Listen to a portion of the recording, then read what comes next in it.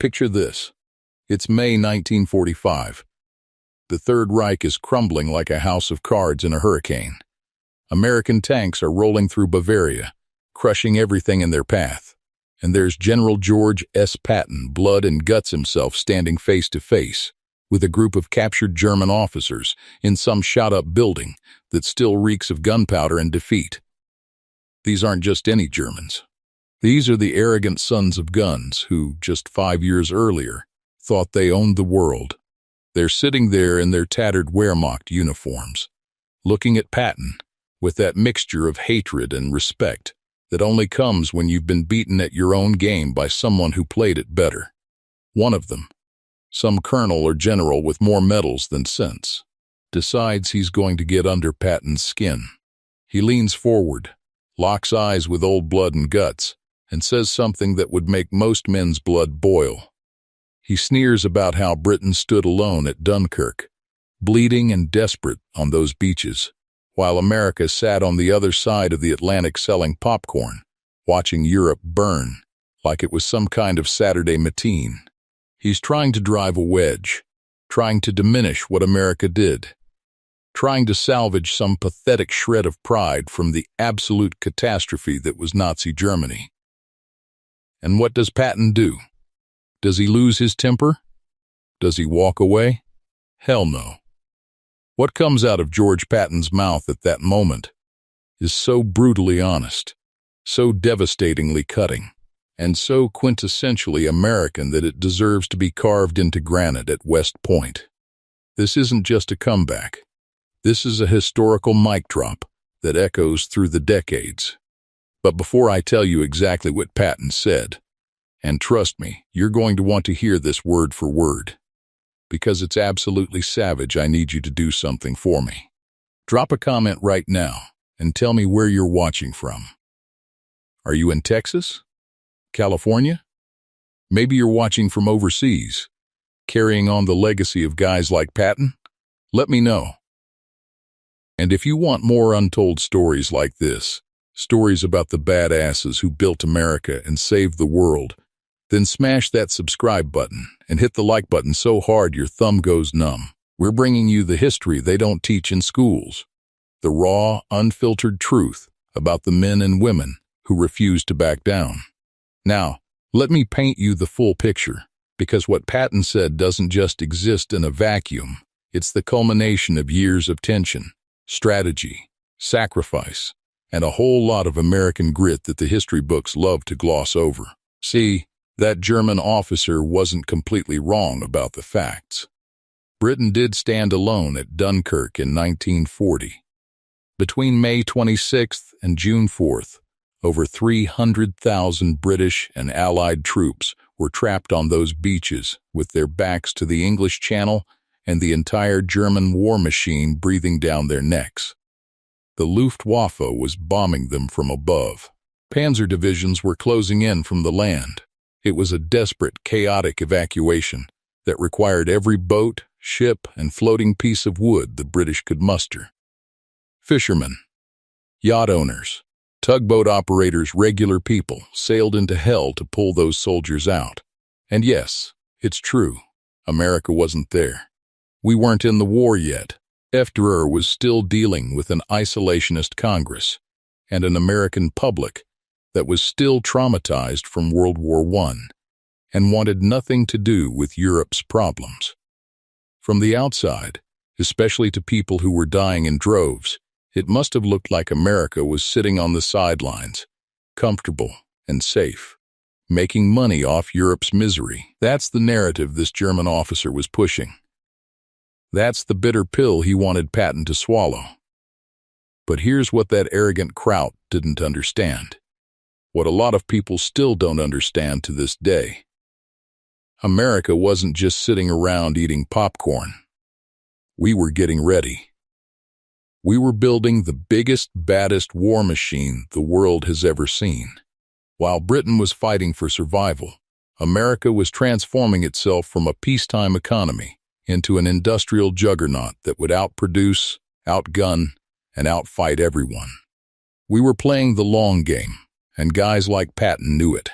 So when this German officer tried to shame him with the Dunkirk jab, Patton didn't flinch.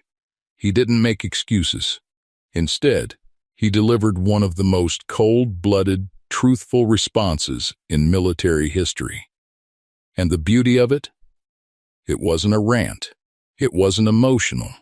It was just facts wrapped in American confidence and delivered with the subtlety of a sledgehammer. Patton looked at that German and essentially said this, and I'm paraphrasing the exact words because accounts vary slightly. But the essence is pure Patton. He said, "Yeah, you're right. We were late to the party. We watched. We sold supplies. But you know what? When we did show up, we didn't come to hold the line. We didn't come to survive. We came to win. And look where you are now. Boom. Let that sink in. No excuses. No apologies. Just the simple, undeniable truth that when America finally entered World War II, we didn't just tip the scales, we flipped the whole damn table. D-Day, the liberation of France, the destruction of the Luftwaffe, the crushing of the Wehrmacht from the west, while the Soviets hammered from the east. All of that happened because America brought the hammer down. Patton understood something fundamental that his enemies never did. Timing matters, but results matter more, and the results spoke for themselves. The Nazis were finished. Their 1,000-year Reich lasted 12 years, and it ended with their leaders eating bullets in bunkers and their officers sitting in ruins trying to score cheap rhetorical points with the very man who helped destroy them. Now, to really understand the weight of what Patton said and why it cut so deep, we need to rewind the clock and understand who George S. Patton was and what America was dealing with in those years between Dunkirk and D-Day. Because that German officer's comment wasn't just a random insult, it was touching on a genuine point of shame and frustration that a lot of Americans actually felt. We knew our British cousins were getting pounded. We knew France had fallen. We knew the Nazis were goose-stepping through Europe like they owned the place. And yeah, there were plenty of Americans who wanted to help, who were chomping at the bit to get in the fight. But our hands were tied by politics, public opinion, and the hard reality that we weren't ready for a war of that magnitude. Patton was one of those guys who wanted in from day one. George Smith Patton, Jr. was born for war. This wasn't some desk jockey or political general who got his stars by kissing the right asses. This was a man who believed in reincarnation because he was convinced he'd fought in every major war throughout history. He studied ancient battles like some guys study baseball stats. He wrote poetry about death and glory. He cried when he saw battlefields, not out of horror, but out of a weird spiritual connection to the warriors who had fought there centuries before. The man was equal parts genius and absolute maniac, and that's exactly what America needed. But in 1940, when Dunkirk was happening, Patton was stateside, commanding a tank brigade at Fort Benning, Georgia, training men on equipment that was already obsolete compared to what the Germans were rolling with, and it ate him alive. He watched the newsreels. He read the reports. He saw the panzers smashing through French lines and the Stukas screaming down on British positions, and he absolutely knew that America was going to get dragged into this thing eventually. And when that happened, we'd better be ready. So while that German officer later sneered about America selling popcorn, what Patton and thousands of other American officers and enlisted men were actually doing was building the foundation for the most powerful military force ever assembled. Let me break down what was really happening in America between 1940 and 1944. Because this is the part of the story that destroys the whole America was just watching narrative. First off, even before Pearl Harbor officially brought us into the war, FDR was already helping Britain through programs like Lend-Lease. Starting in March 1941, America became what FDR called the arsenal of democracy. We were shipping planes, tanks, trucks, ammunition, food, medical supplies, you name it, to Britain, and later to the Soviet Union. Was it purely altruistic? Hell no. We charged for a lot of it. And yeah, we made money. But without that material support, Britain wouldn't have survived 1941. Churchill himself admitted that Lend-Lease was a lifeline that kept them in the fight. So when that German wanted to play the "you sold us popcorn" card, he conveniently forgot that America was also selling Britain the tools to stay alive. But more importantly, America was gearing up internally in ways that would make the German war machine look like a mom-and-pop operation. In 1940, the U.S. military ranked about 18th in the world in terms of size, somewhere behind Romania. We had an army of about 170,000 men, most of them equipped with World War I surplus gear. Our tanks were jokes. Our Air Force was tiny. But American industrial capacity? That was sleeping giant territory. And once we woke it up, there was no stopping it. By 1942, American factories were producing more war material than Germany, Japan, and Italy combined. Think about that. Combined, we built nearly 300,000 aircraft during the war. We produced over 88,000 tanks. We manufactured 2.4 million trucks. We launched so many Liberty ships that we were completing one every single day at the peak of production. Henry Kaiser's shipyards in California were turning out vessels so fast that the Germans couldn't sink them faster than we could build them. Ford's Willow Run plant in Michigan had an assembly line a mile long, building B-24 bombers one every 63 minutes at full capacity. Women who'd never worked outside the home before were riveting, welding, and assembling the machines that would crush fascism. This was Rosie the Riveter in action. And she wasn't selling popcorn, she was building the means to end the war. And Patton? He was right in the thick of preparing for the invasion. After Pearl Harbor brought America into the fight officially in December 1941, Patton was given command of the Desert Training Center in California, where he put tens of thousands of men through brutal preparation for armored warfare in North Africa. Then he led American forces in Operation Torch, the invasion of North Africa in November 1942, where he cut his teeth against Rommel's Afrika Korps. He took command of the 7th Army and led the invasion of Sicily in 1943. By the time D-Day rolled around in June 1944, Patton was commanding the 3rd Army, and he was about to unleash a style of mobile, aggressive warfare that would make the German blitzkrieg look sluggish. Patton didn't just fight, he conquered. After the breakout from Normandy, his 3rd Army raced across France so fast that they outran their own supply lines.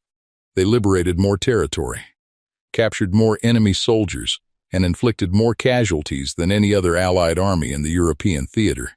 The Germans feared him more than any other Allied commander. They thought he was reckless, unstoppable, and possibly insane, and they were right on all counts. So by the time Patton is standing in that room in 1945 with captured German officers, he's got the receipts. He's personally led American forces from North Africa to the heart of Germany. He's seen his men fight and die. He's buried kids who were 18 years old. He's watched entire German divisions surrender because they knew continuing to fight was suicide. And now some defeated officer wants to lecture him about being late to the party? That's not just insulting, it's delusional. The German officers sitting across from Patton had been fed propaganda for years about American weakness, about how the U.S. was a mongrel nation of capitalists and cowards who couldn't fight their way out of a paper bag. And for a while, maybe some of them believed it. But by May 1945, the evidence was overwhelming and undeniable. America had shown up, taken over, and delivered the killing blow. So let's get into the meat of what actually happened in that room, because this is where history gets really interesting, and where Patton's legend gets cemented in a way that no amount of Hollywood movies can quite capture. The exact location varies, depending on which account you read. Some historians place it in a commandeered German headquarters in Bavaria.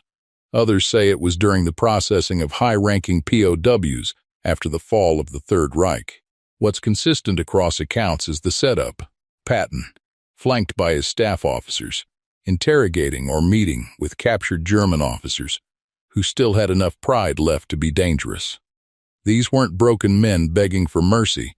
These were career military officers who had spent years conquering Europe and who genuinely believed, right up until the end, that Germany was fighting a righteous war.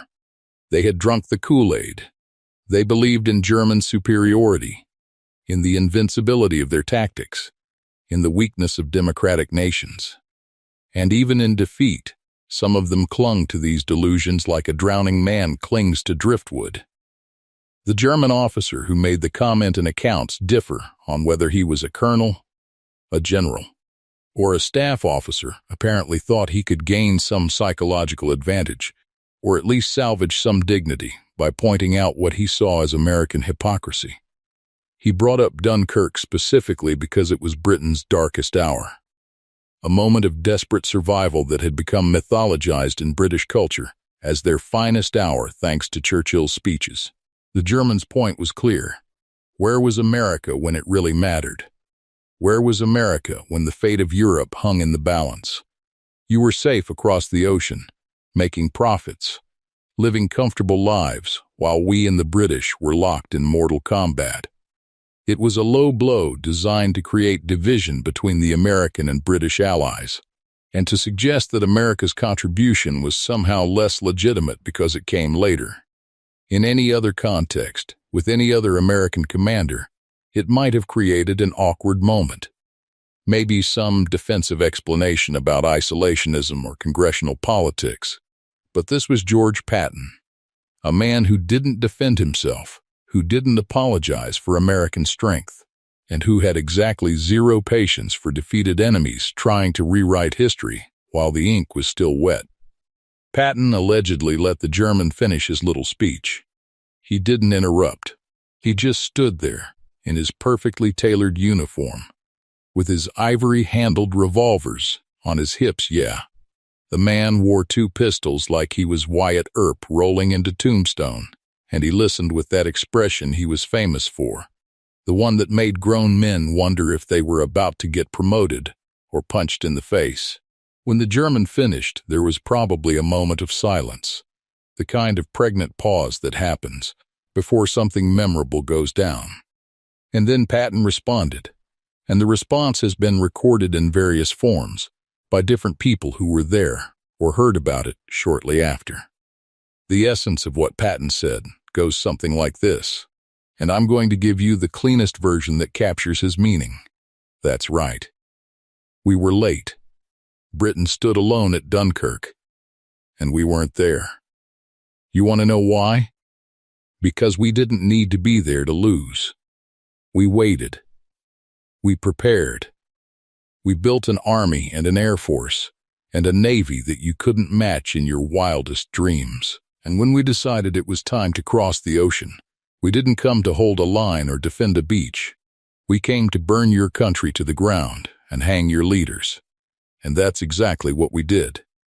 So you can talk all you want about Dunkirk and about us being late, but you're sitting here in a defeated, occupied country, and I'm standing here as a conqueror. That's the only scorecard that matters. Now, different versions have different wordings. Some accounts have Patton being more profane, because let's be real, this is a guy who once said, we're not just going to shoot the bastards, we're going to cut out their living guts and use them to grease the treads of our tanks, so the actual language was probably saltier. Other versions have him being more philosophical, talking about American industrial might and the inevitable mathematics of a two-front war. But every version captures the same essential truth. Patton didn't apologize, didn't make excuses, and didn't let some defeated Nazi officer control the narrative. He flipped the script completely. He owned the late-to-the-party accusation and turned it into a demonstration of American superiority. Yes, we were late. And we were so powerful that we didn't need to be there from the beginning.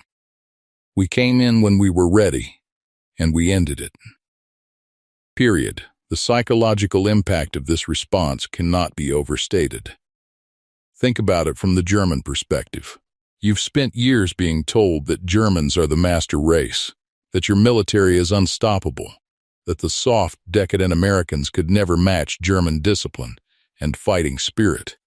You've watched the Wehrmacht conquer Poland in weeks, France in 6 weeks, and push deep into the Soviet Union.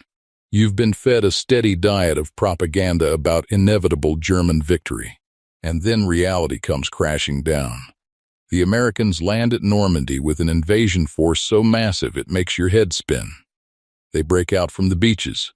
They survive their best counterattack at the Battle of the Bulge, where Patton himself pulled off one of the most impressive military maneuvers of the war by wheeling the entire Third Army 90 degrees north in the middle of winter and smashing into the German flank to relieve Bastogne. They cross the Rhine. They liberate concentration camps and expose the full horror of what the Nazi regime has done. And they keep coming, wave after wave, with equipment and supplies that never run out, while your own forces are scrounging for fuel and ammunition. By the time you're sitting in that room with Patton, your entire worldview has been shattered. And this American general, this living embodiment of everything you were told was weak about democracy and capitalism, is standing there telling you that America's late arrival wasn't a weakness, it was a choice. And it was the right choice. Because it led to total, absolute, unconditional victory. What could that German officer say in response? Nothing. There was no comeback. The evidence was all around them. Germany was in ruins. Hitler was dead. The Third Reich was finished. And American soldiers were occupying German territory, eating German food, and deciding the fate of German prisoners. Patton had won the argument before it even started, and he knew it. But he didn't just rest on victory, he made sure that the German officer understood exactly why he lost and why America won. Here's where we need to dig even deeper. Because what Patton said in that moment wasn't just a sick burn delivered to some salty German officer. It was a crystallization of something fundamentally American, something that separates us from every other nation that's ever existed, and something that people still don't fully understand or appreciate to this day. That exchange encapsulates American exceptionalism in its purest form. And I'm not talking about some jingoistic nonsense or blind patriotism. I'm talking about the cold, hard reality of how America operates on the world stage and why we've been the dominant superpower for nearly 80 years. Let me break this down for you because it's crucial. Other countries throughout history have built empires through conquest and occupation. The Romans did it. The Mongols did it. The British did it with their colonial empire. They went out. They took territory. They exploited resources. They planted flags and said, "This is ours now." That's the old model of power. America? We do things differently. We don't want your territory. We don't want to govern you or colonize you. What America does is we show up when things have gotten completely out of hand, when evil is running rampant and the world is tearing itself apart, and we bring the overwhelming force necessary to restore order. Then we help you rebuild, we establish democratic institutions if you'll have them, and we go home. We leave bases behind to keep the peace, sure, but we're not taking over. We're not stealing your resources. We're maintaining a global order that allows trade and prosperity to flourish.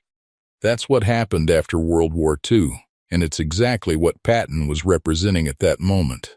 The German officer's complaint about Dunkirk was rooted in the old European mindset of constant, immediate military engagement. From his perspective, if you're not in the fight from day one, you're not a real player. But that misses the entire point of American strategic thinking. We don't jump into every fight the moment it starts. We assess. We prepare. We build coalitions. We mobilize our industrial base. And when we commit with such overwhelming force that the outcome is never really in doubt, it's just a matter of time. This drives our enemies crazy because they're used to a different kind of warfare. They're used to nations that fight until they run out of resources, or will, then negotiate a peace that preserves something of what they had before. But America doesn't negotiate settlements when we're fully committed. We do unconditional surrender. We did it to the Confederacy in 1865. We did it to Germany and Japan in 1945. We fight until the enemy's ability and will to resist are completely shattered, and then we help them build something better. That's not cruelty, that's mercy in the long run, because it prevents these conflicts from reigniting every generation. And Patton understood this better than almost anyone. He was a student of military history going back thousands of years. He knew that half measures in warfare lead to prolonged suffering. He knew that crushing your enemy completely and then offering them a hand up was actually the more humane approach than endless cycles of limited war and temporary peace. That's why he pushed so hard, moved so fast, and hit so brutally. He wanted to end it decisively so that it would actually be ended. Now, let's talk about what was really happening in America during those years between 1940 and 1944 that made Patton's statement possible. Because the German officer was right about one thing: America was making money during the early years of the war. Our economy was booming. Unemployment, which had been stuck in double digits throughout the Depression, essentially disappeared. Factories were running 3 shifts. Women entered the workforce in unprecedented numbers. Technological innovation was happening at a pace that makes the modern tech boom look sluggish. But here's what that German didn't understand. That economic boom wasn't separate from the war effort, it was the war effort. American capitalism, when properly mobilized, is the most powerful force for production and innovation the world has ever seen. The profit motive that Europeans often sneer at as crass materialism, that's what drove American businesses to find faster, cheaper, better ways to build tanks and planes and ships. The competition between companies like Ford, General Motors, Boeing, and Douglas to win military contracts meant they were constantly innovating, constantly improving, constantly finding efficiencies that the state-run German war economy couldn't match. By 1944, the disparity was almost comical. Germany was still relying heavily on horse-drawn transport for logistics, actual horses in the 20th century, while American units were fully mechanized with trucks and jeeps, rolling off assembly lines in numbers that would make your head spin. The Luftwaffe was running out of fuel and trained pilots, while the U.S. Army Air Forces were launching 1,000 bomber raids that turned German cities into rubble. German tanks might have been technically superior. In some ways, the Tiger and Panther were beasts, but we could build 5 Shermans for every one of their heavy tanks, and we had the logistics network to keep them fueled, armed, and maintained. Quantity became its own quality when you had American organizational capability behind it. This is what Patton was really saying to that German officer. You fought with what you had. We fought with what we could build, and we could build anything in any quantity. You ran out of everything: fuel, ammunition, men, time. We never ran out of anything. That's not luck. That's not geography.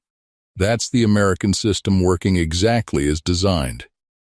And let's address the elephant in the room, the moral dimension of America's late entry. Yes, Britain stood alone. Yes, people died who might have lived if America had entered earlier. Yes, the Holocaust continued for years while America was still debating neutrality. These are valid criticisms, and they deserve serious consideration, but they also ignore some uncomfortable realities. First, America in 1940 was not the superpower it became by 1945. If we had rushed into war unprepared, we might have suffered catastrophic defeats that would have prolonged the war rather than shortened it. Second, the American public, scarred by World War I and suspicious of European entanglements, would not have supported entry without a direct attack, which is exactly what Pearl Harbor provided. Democracy is messy. It takes time to build consensus. But once Americans decide something needs doing, we do it bigger and better than anyone else. Third, And this is important. American late entry may have actually saved Western Europe from Soviet domination. Think about it. If America had jumped in during 1940 or 1941 with an unprepared military, the war might have dragged on even longer, giving the Soviets even more time to push westward. As it happened, American forces reached Central Europe just in time to prevent Stalin from controlling everything west to the Atlantic. The Iron Curtain fell where it did, partly because of how and when America entered the war. So when Patton told that German officer that America came not to hold a line but to win, he was speaking a deeper truth about American strategic patience and American decisiveness. We don't do half measures. We don't fight for stalemate. We fight for total victory.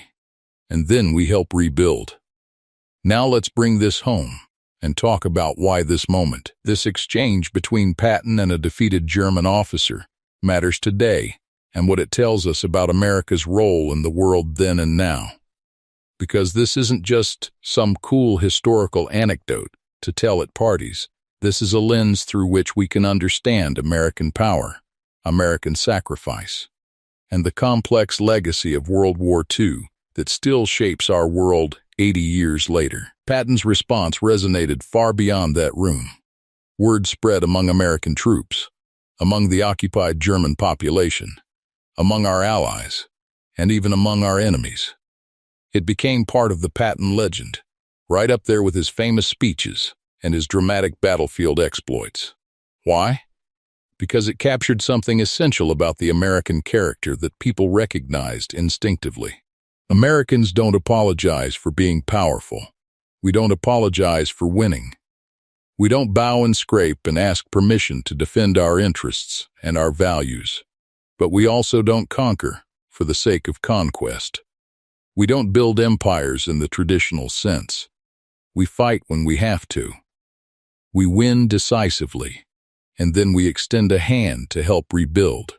Look at what happened after Patton's Third Army and the other Allied forces defeated Germany. The Marshall Plan pumped billions of dollars into rebuilding Western Europe, including former enemy nations like Germany and Italy. We could have left them in ruins. We could have extracted reparations until they were bled dry, the way the Allies did after World War I, and we all know how well that worked out. Instead, America chose reconstruction over revenge. We stationed troops to protect against Soviet expansion. We helped establish democratic governments. We integrated former enemies into a new international order built on trade, mutual defense, and shared values. Within a generation, Germany and Japan had transformed from fascist militaristic states into peaceful economic powerhouses and reliable American allies. That's unprecedented in human history.